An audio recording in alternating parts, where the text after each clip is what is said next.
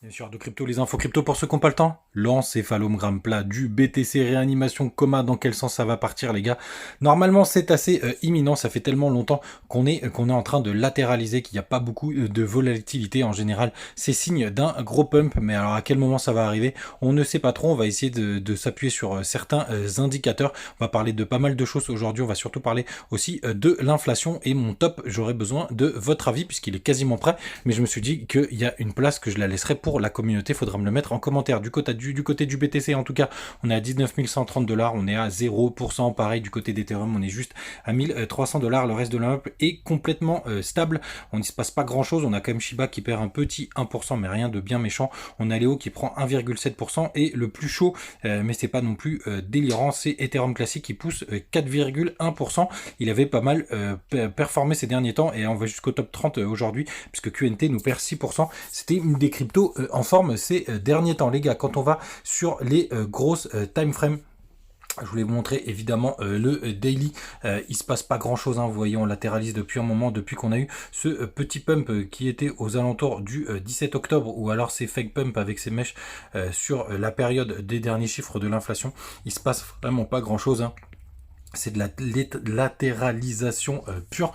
Du côté du RSI aussi, ça se contracte. On n'a pas fait de plus bas du côté du RSI, ça c'est plutôt encourageant, mais ça nous donne pas grand chose. On va passer en weekly pour voir un peu plus ce qui se passe. On serait sur 2 bougies rouges consécutives, ce qui pourrait nous aider à former un joli W, mais pour l'instant les gars, comme je vous le disais, ce n'est que de la spéculation. Il faut vraiment breaker ce gros support RSI pour pouvoir considérer qu'on peut repartir en tendance haussière. On va repartir un petit peu dans le passé pour voir ce qui s'était passé en 2018. Ce que je voulais vous montrer, c'est que la dernière fois qu'on a eu une grosse latéralisation comme ça, c'était juste ici, et qu'on a breaké par le bas, et c'était aux alentours du on va regarder ensemble sur la semaine du 12 novembre les gars, donc c'est assez intéressant de voir que au niveau des dates, on est à peu près sur cette période. Alors est-ce que ça va faire un énorme fake? J'espère bien les gars, hein, évidemment c'est toujours intéressant à la hausse puisque je suis pas mal exposé au marché crypto, mais si jamais, bien entendu les gars, on rechargera un peu plus fort en bas. Je vous ai déjà donné mon plan, donc pour l'instant quoi dire de plus les gars? On est sur un énorme support, on va pas dire le contraire, hein. Vous voyez il est énormément travaillé, on l'avait travaillé juste ici, c'est quasiment l'ATH de 2017 ou 2018 pardon. Vous voyez on est en train de travailler dessus, donc c'est une zone qui est vraiment très importante. Donc on a pas mal de signaux bullish long terme puisqu'on a eu le croisement du MACD weekly, on est au-dessus de cette fameuse moyenne mobile 300 qui pour moi est devenue la dernière garante du bull run. Vous voyez hein, ça a fait son office de support ici au crack Covid, c'est plus la moyenne mobile 200.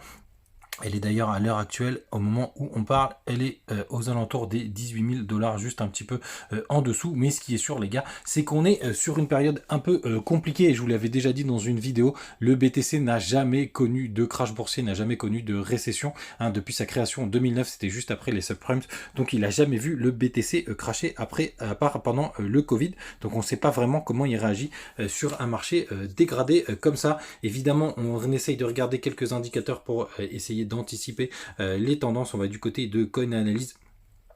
Comme d'habitude les gars, pour l'instant on a toujours cette majorité de personnes qui sont en longue, même si ça s'est un peu calmé.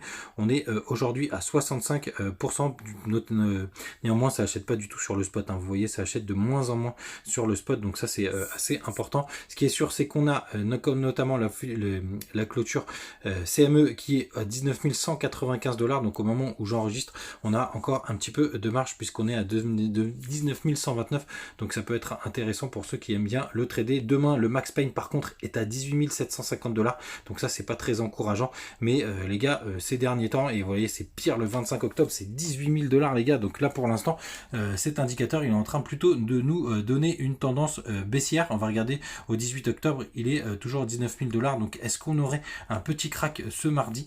Eh ben pourquoi pas les gars, hein, quand je vois ça, et pourquoi pas d'aller chercher toute la liquidité. En tout cas le premier pump, si il est imposant, ce sera peut-être un fake pump, hein, c'est ça que je veux voir, puisque souvent on va nettoyer pour repartir derrière. Ce serait d'ailleurs un scénario super sympathique, qu'on vienne chercher tous les stops qui y a juste en dessous de ce dernier plus bas qui est aux alentours des 17 000 pardon, 500 $. Ce serait quand même un super scénario, qu'on vienne nettoyer tout ça et qu'on reparte derrière. Ce serait le plus gros piège Sinon les gars, du côté de Trufflation, on a encore baissé du côté de l'inflation. Alors je vais m'amuser à regarder tous les tweeters de Trufflation parce qu'ils le tweetent tous les jours pour essayer de faire une moyenne sur le mois d'octobre pour essayer d'anticiper les chiffres. S'il y en a qui veulent s'amuser avec moi à le faire, et puis évidemment celui qui sera important, ce sera cette fameuse moyenne qu'on va travailler ensemble et aussi la clôture du 31 octobre.